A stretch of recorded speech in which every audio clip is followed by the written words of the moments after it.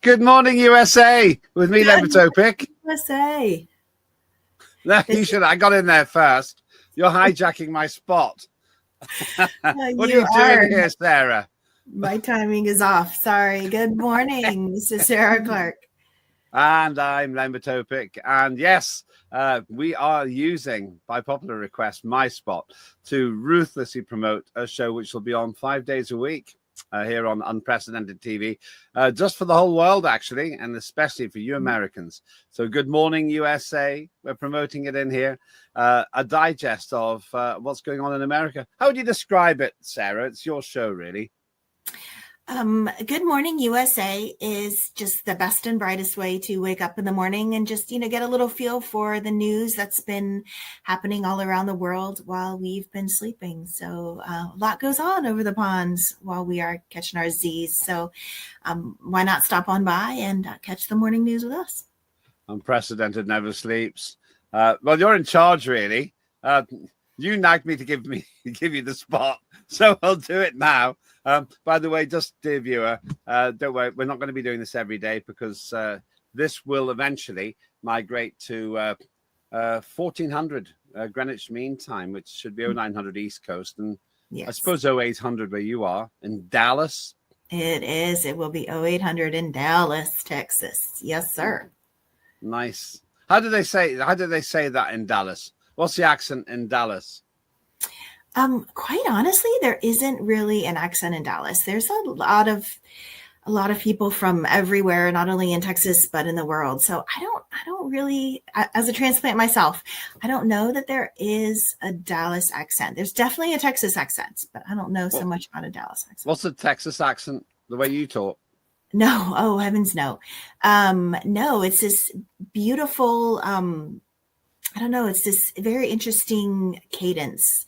A little bit of a twang, but I've read a bunch of studies actually that says that the Texans accent is the most popular accent in the world. So I'm sorry, my British friends, you were knocked out by a bunch of cowboys in cowboy hats.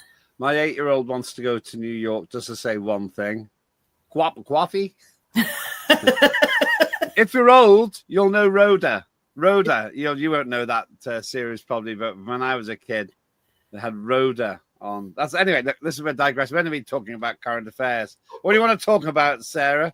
You're in the driving seat here. I am in the driving seat. So, since it's a great way to start your Monday and Tuesday and Wednesday and Thursday, is just kind of protecting yourself and keeping your finger on all things AI. It came to my attention recently. It was actually sent to me by quite a few of our viewers that Google Gmail has now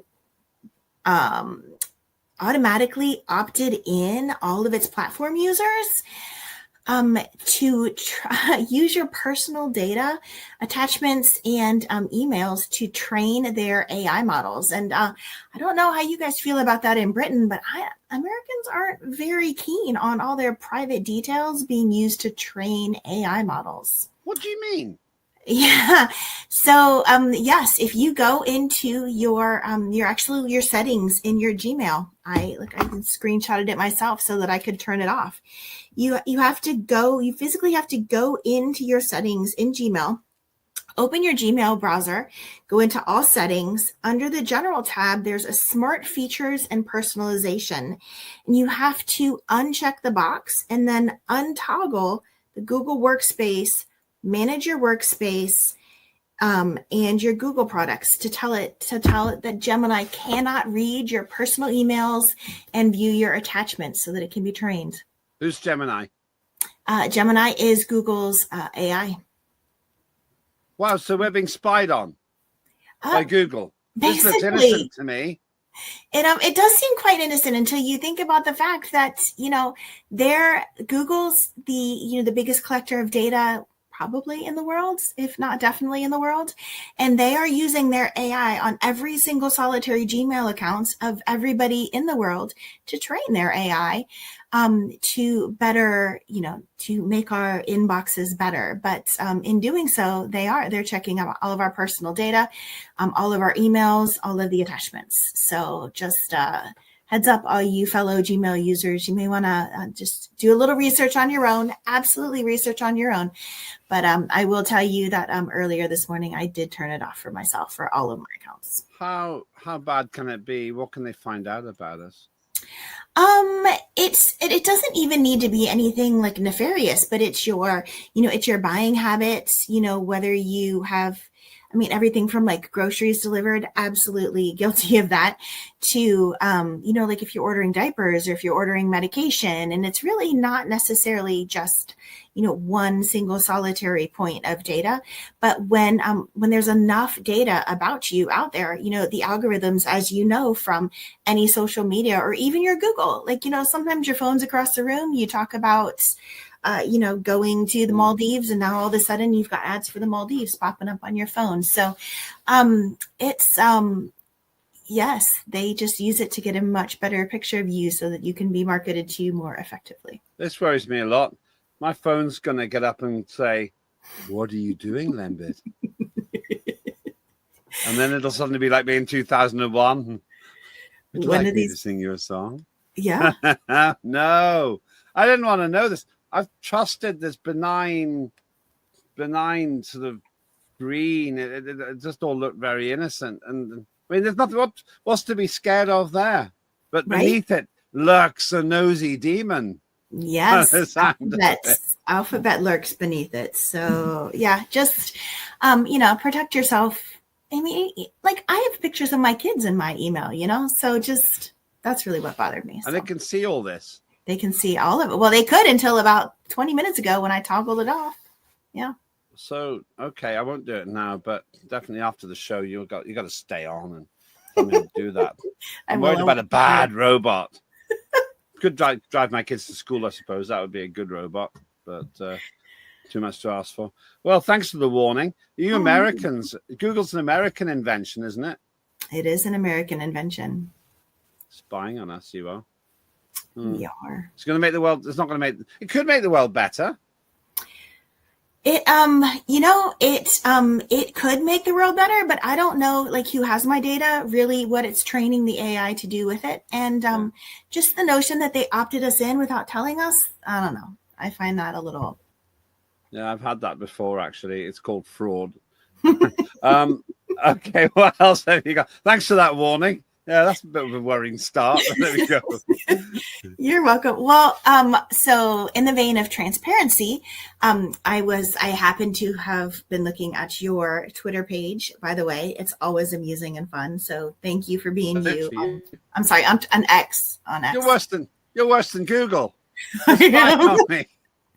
wasn't spying on you. I follow you on X. So, but what I recently learned is that That's me. That is you. Did you do that? Is you.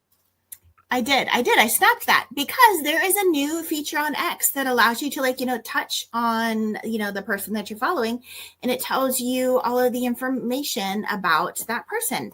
But I also suddenly realized that there's some rabble rousers on the internet and definitely in social media. And there were a couple accounts that claimed to be, very, mega forward accounts that were not actually run by ultra Americans. They are being run by people in countries like Bangladesh and Vietnam and Cambodia and India. The famous pro-Trump countries. Some pro-Trump and some definitely just trying to muckrake a little bit. But yeah, look, there's your profile. It's been in the UK. And you're blaming me for that. I'm not blaming you for that at all. I'm saying you are very transparent and very forward. And look, you are who you say you are. But sadly, there's the word you're looking for is naive. No. You already sideswiped me with this Google revelation. Now it turns out that your spy got me as a human. You're a hypocrite. You're doing exactly what Google said was doing, and now you're kind of associated with this Cambodian MAGA movement. no. Or maybe I misunderstood. I don't know. Certainly not. You have a lot of followers on Twitter, and you post a lot of really funny stuff. So I just happened to have popped over there to get a little chuckle, and then I saw the new feature, and I was like, oh, let's look. So what does the feature actually tell you? So it tells you here. I refuse to put my readers on this early in the morning. So I was looking at a mega page, and it tells the date joined, which yours says, where the account is based in, and that's geographic based upon just the demographics of like in location of your machine, right? And just all the data behind your machine. And like a lot of them said like East Asia and the Pacific, changing their name a bunch of times. It tells you how many times they changed your name and how and where they're connected. And a bunch of them said like East Asia, Pacific, somewhere in not America. So yeah. Well, I'm really proud of on that screen that you put up earlier on there. Yeah, there we are. 2009, an early adopter. Yep, you were. Except that I didn't really understand what I was doing. I have to admit, I was a member of parliament at the time. And one of my staff said, you got to get on to Twitter. I said, what is it? He said, it's as bad as it sounds. I said, well, should I be on it? Well, because that's the way the world's going, he said irritatedly. I did nothing with it. For 15 years. And then one of our staff here at Unprecedented said, you've got to drive your followers. I don't know. Is this the new world then? You young people don't reside in the real world. It's all like this, is it? I'm not going to lie. A lot of like my time, my children's time. I mean, even like, the staff here at Unprecedented, like, we spend a lot of time online, like researching and trying to verify and, looking at different presenters. And so sadly, yes. There's a massive amount of information just at our fingertips. So you're not just spying on me, you're spying on all the presenters. I'm going to spy on you. Well, I say that, but I don't know how exactly. I don't have the Twitter account, so actually, I do. So, but both your two stories there from America about snooping. There's computer snooping, and now we can snoop on other people. Are you saying that you can actually find really personal stuff when you dig into this X thing? Not particularly. It's really just going to tell you where they're from, right? Like, where they're based, how long they've been on Twitter, and how many times they've changed their name. And, a lot of times, people sadly, build up these, faceless channels with pictures of like, kittens and sloths and all these really cute, adorable things. And then they've got millions of followers or tens of thousands of followers. And then all of a sudden, they flip it, change their name. And then, they can really do anything they want with the account. It's theirs. So maybe we should try that. Should we have a fluffy kitten program to increase viewers? By the way, do subscribe to Unprecedented TV. We haven't got fluffy kittens yet. Go to the YouTube site, or you can follow me on X as well. Now that Sarah's told you all about it, at Lembit Öpik, wherever you are in the world, you can do that. And Sarah, you must have an X home or thing. I do account. Because a member of my staff told me that I really needed to have it. And like TikTok as well. And I have the accounts, but I quite honestly don't even know where the passwords are. So I will have to. You have to find them after all of this. You've just done 2 tech stories. I'm told by a lot of people I should be on OnlyFans. Is that a good idea? What is OnlyFans? Don't answer that question. Don't answer that question. Leave the fifth on that one. It's a family show. Well, so far, 2 tech stories there. Well, yes. Well, okay. Well, let's pivot a little bit, since politics is the name of the game leading up to Thanksgiving, because it's going to be a slow news week because everyone is at home. I'm sure the world has heard that Marjorie Taylor Greene has explosively announced her resignation. And in doing so, apparently her numbers are rising as a potential presidential candidate, which I find I found a little surprising. It was probably pretty clickbaity until I started reading the numbers. Yes, thank you guys so much. So it appears that our friend J.D. Vance is still the preferred Republican candidate. I don't know if he could overtake Newsom or handle our favorite New York City mayor with as much finesse as the current administration. But how come Trump? So this is we're talking about. Even though Donald Trump is in the absolute center of his presidential career, they're already talking about his successor. Oh, absolutely. He has been what many consider a lame duck president, and since the day he was sworn in, he constitutionally cannot seek a second term, and all eyes, at least in America, are looking to who is the next candidate. And there is not a day that goes by where some news source or another is not prophesizing who will be, the Democratic and the Republican candidates for 2028. So J.D. Vance, you're saying is 55%. He seems obviously going to be the next candidate for president. He seems so obviously, in my view, the lead runner, head and shoulders above the rest. Rubio wouldn't take him on. Why is Trump in the list then if he can't stand?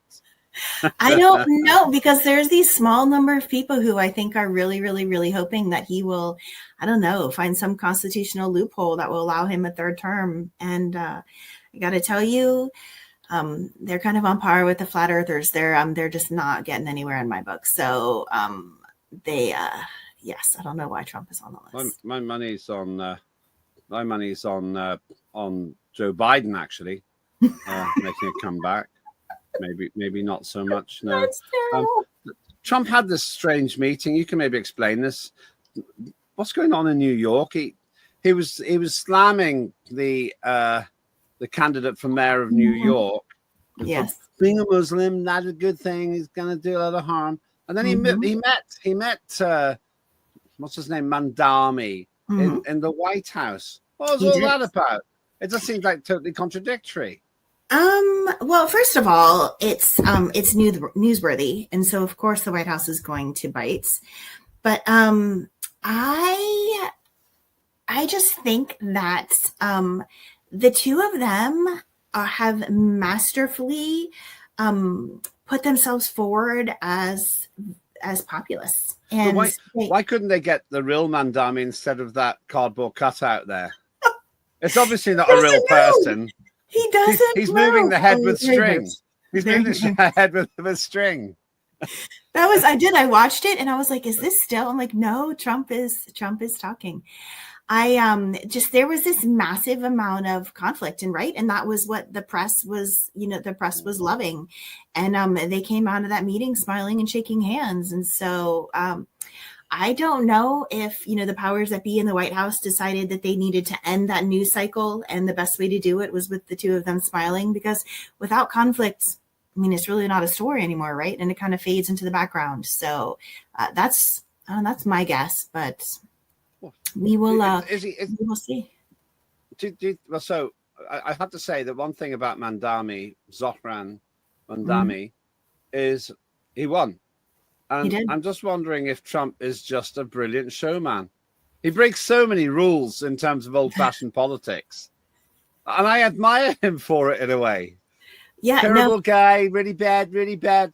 I can do business with him. It's just, almost in the same breath. He has rewritten the playbook, quite honestly. That would be Trump, not Mandami, sorry. But I think that both of their messages resonated with their voting population, and we will it'll remain to be seen what actually happens come January. But no, Mr. Trump plays the news like a fiddle. It's awe-inspiring most days. Somebody who plays the news straight. We have to come to the UK for a moment. It's Claire Dyer. Dire Consequences. One of the bravest people, actually, that we've got. She takes local stories of national interest and then puts herself in the line of danger. You've got to watch her shows.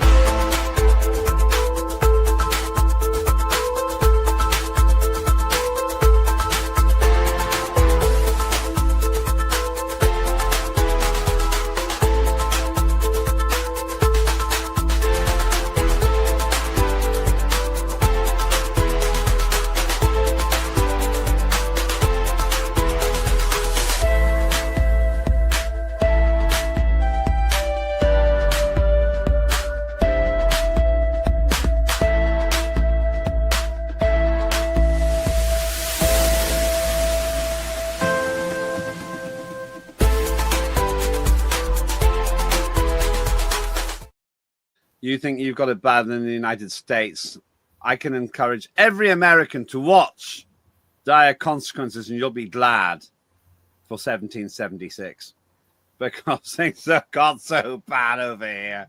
It's unbelievable. Anyway, I'm not going to moan about Britain. You're hijacking my show today. Back to you, Sarah. Oh, by the way, I'm never over. This is Sarah.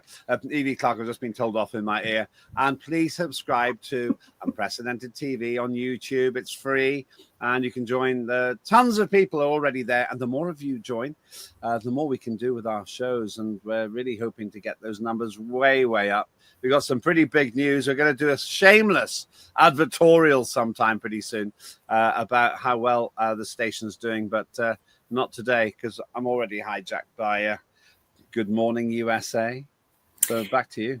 Yes, look, that ruthless Yankee stealing your spotlight. So, well, thank you for allowing us to be here today. You know, my daughter had to do she didn't have to, but she was involved in a singing contest recently, and she did Yankee Doodle Dandy as the song, and she got a commendation, and it was so good. And she did this movement. It's the first time she's ever sung in a competition. 8 years old. Very proud of her, actually. It's amazing. I learned that Yankee Doodle is actually a mocking song by the British colonialists against Americans. Did you know that? I did. Oh, well, everyone in America who's watching said, yeah, we all knew that. I didn't know that. I had to learn that from an 8-year-old. But then I'm not technically British for the purposes of this conversation. Anyway, moving on. I never invaded your country. I never fought a war of independence in America. Somewhere else instead. That would be a whole other conversation if you were here in 1776. That would be a whole other conversation. Yeah, I brought it up, I suppose. Yeah, there we go. Big one next year. What else do we have in the pipeline? So last time we were speaking, right, you mentioned the solar eclipse, and more proof positive that my phone is listening to me. This little alert popped up because I was like, yeah, I'm going to be on Lembit show today. And then this little news article popped up that Dallas is being outdone. I'm super sad that on the 2nd of August in 2027, there's going to be a total solar eclipse that starts in the Atlantic, sweeps straight up the Strait of Gibraltar through North Africa and into the Middle East. And Lembit, it's going to be 6 minutes and 23 seconds. What? I feel like you're going to need to be in the Middle East, because you're going to have to go pop on over in your free time. You're going to need to pop on over, and there's going to be a longer eclipse. We've been outdone. In my free time. Just explain what an eclipse is. Do you remember? I do. It is when the moon moves itself completely or in totality between the sun and the earth, and it causes complete darkness. And I think the staff has one of the pictures that we actually took at the Dallas event. It was pretty. There you go. It was okay. Well, that actually kind of looks fake, but I promise you we took it that day. That is just amazing. It was incredible. So, but yeah, you're gonna need to pop on over to North Africa or the Middle East. And I know you were just in Dubai, so I'm sure you can find a reason to head on back. Well, 2027. I was in Dubai because so were you. We did a live broadcast from there. By the way, the first time I actually ever physically met Sarah was at the time of the solar eclipse in Dallas. It was last year. It Where was. the time goes, yeah. And it was a really strange thing. I think the things I remember the most are all the wildlife went quiet because they thought it was nighttime. Secondly, there was suddenly the wind stopped. I still don't completely understand why, but I knew it was going to happen because I told you it was going to happen, and it did. And thirdly, it got really cold. Suddenly, it was really cold. It was. And then back it came. That's a great picture. It was just amazing. But yeah, no, here's the moon saying, hold my beer. We're going to do it again, but in North Africa for longer. So what dates is that? It's the 2nd of August in 2027. Oh, 2027. Yes. Okay, I can hold off then for a little while. Plenty of time on your calendar. That's just an excuse to use that photograph, isn't it, really? It's beautiful, though. It was beautiful. Everyone says I've been to 2 solar eclipses. The first one was in 2 total eclipses. The first one was in Britain. Of course, it was cloudy. But this time, magically, you made you made the clouds go away, and it was incredible. For the half hour of the eclipse and the main part of it, it was clear. Yes. Really remarkable. Yes. Well, full disclosure, it was not like I parted the Red Sea, but the clouds did mysteriously happen to dissipate. Sadly, I'm not sure it should be harder, actually. But there we go. Yeah. A white witch amongst us. There's a bit of science then. Yeah, that's science, but most of what we do here is alchemy, I think. It's just more to do with politics and stuff like that. What else you got for us? It is a bit. Okay. Well, back to U.S. politics. All the talk around the water cooler today was that a federal judge on Monday dismissed criminal charges against former FBI Director James Comey and New York Attorney General Letitia James, who we all know is a fan favorite of our illustrious president. And I'm not going to lie, I love the Drudge Report. I have loved the Drudge Report since I was an intern in Washington, D.C., and Chandra Levy was missing. And they have been my go-to, since the 90s. They just, they always have the best stories. What is the Drudge Report? Is this something to do with Drudge Dread?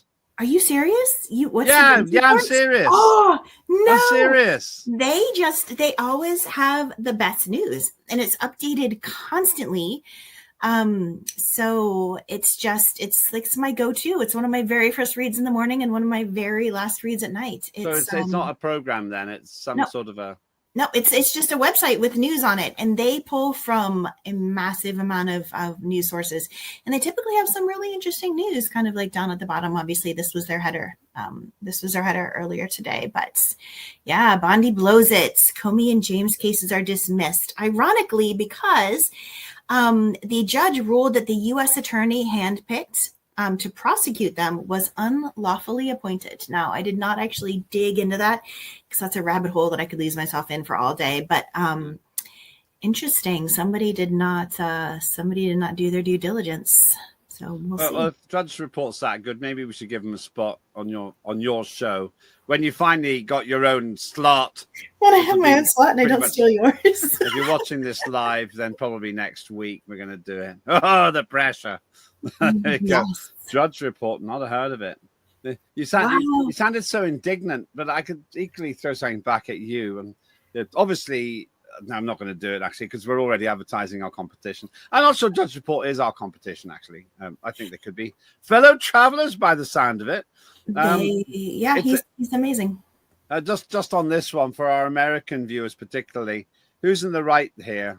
Bondi, Comey, James? The gentleman on the left is former FBI Director James Comey, and the woman on the right is New York Attorney General Letitia James, made famous by indicting President Trump. Right, and now it's payback time. What goes around comes around. I was actually at a film festival, the SIFA Film Festival, SIFFA Film Festival, fantastic. And I watched one of the short films, brilliant, from Russia, absolutely brilliant, called Boomerang. It does feel that would be the right word for what's happening to the lady on the right. What she bestowed upon Donald Trump comes to hit her in the back of the neck, regardless of whether it's right or wrong. There's a certain amount of karma in this, for better or worse. It will, but this is not over. So just keep your eyes peeled. I promise you, they will be back. You're beginning to sound like Arnie Schwarzenegger now. I know. I just said that's why I was like, oh, I'll be back. I'll be back. You're not near California, though, are you? Is he still active in politics, Arnie? No, I don't believe so. I think he's just maybe still doing some health-related things. There's a great line I heard. I can't. There's something about. I made a joke. Oh yes, it was something like. This is an exact quote, and it's not a very good impersonation. Instead of "I'll be back," it's now "Ow, my back." It was quite good. he comes across really well in interviews. I don't agree with his views on climate change, but I do find him quite agreeable. I have to say, I find the guy likable. Arnie, if you're watching, we'll give you a slot here. Love to interview you. Sarah, you'll no doubt snaffle that one. You'll zip across to where he is. I can't get over the fact that Arnold Schwarzenegger is a grandfather. Like, that just blows my mind. So, yeah. You don't get frozen in the age that you did your film in. And I can't remember. He says something about being old and obsolete, but then he gets updated in one of the spoiler alert there in one of the films in the never-ending Terminator series. Yes. What else you got? Well, speaking of getting older, I was. I like the link. That's smart. Very good. See what I did there? Yeah, very good. I was the team is quietly applauding you for that. Come on. Yeah. All right, that's enough. All right, that's enough. Go on. Sarah.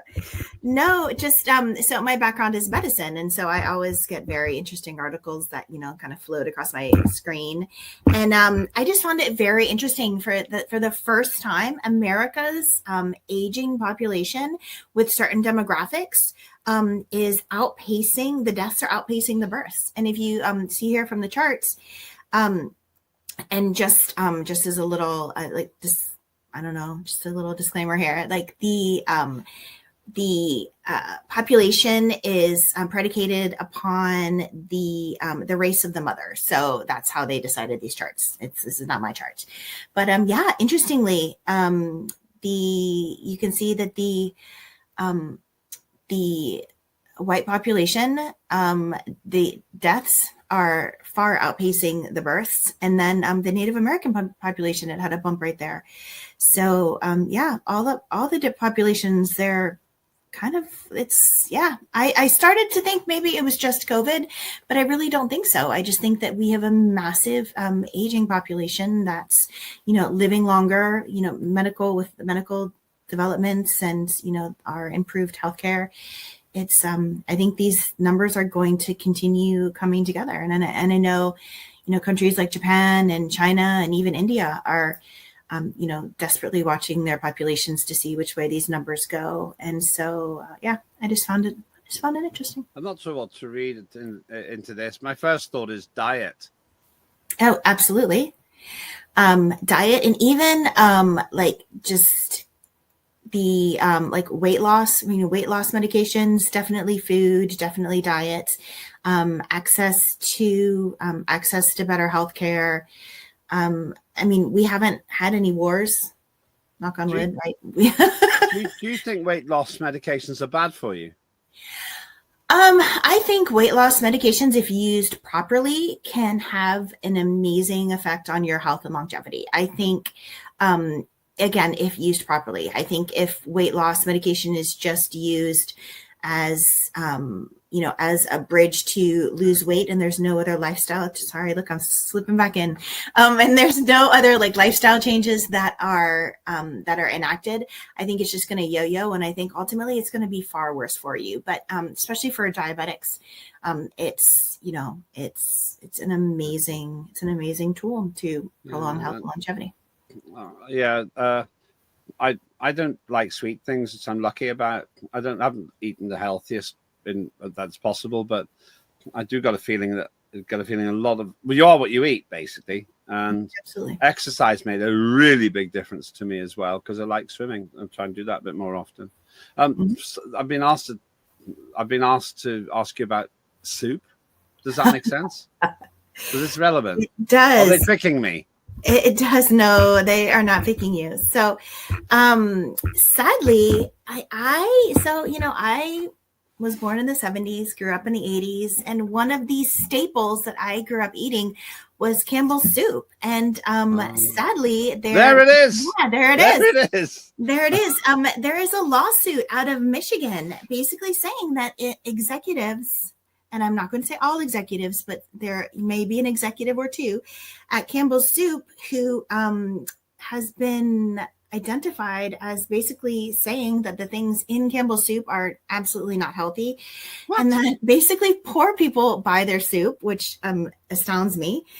It says we have a I cannot even read the quote because this is a family channel, but suffice to say, if you Google Campbell's soup lawsuits, you're going to get an earful. But yeah, basically that it's just not right. It's like it's Campbell's supposed to be is good food. Yes, Campbell's is motherly and what your auntie gives you when you come in from the cold. Yeah, no, Don't ruin this. Don't ruin this. No, I'm devastated. My whole childhood, every time I was sick, my mom would make me Campbell's like chicken noodle soup, and but you're all right.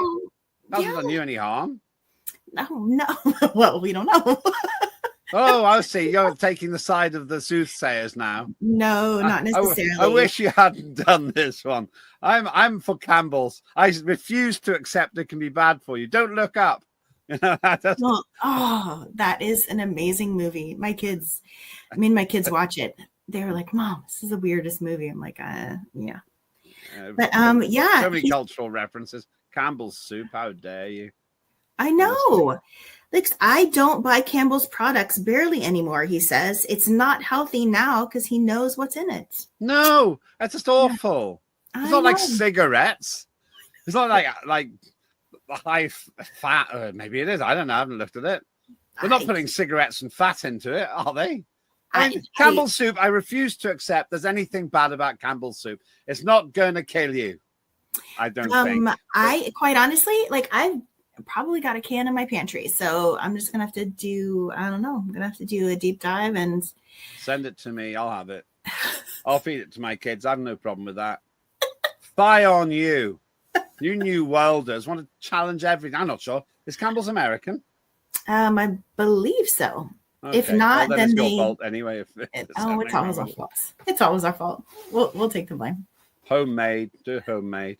I got a blender. Homemade tomato soup still isn't as good as Campbell's soup. Oh, that's the depressing place to finish. I know. I'm sorry. Oh, well, there we go. If you had to choose one of the most important things for your American viewers, our American viewers to look out for, what would it be, Sarah?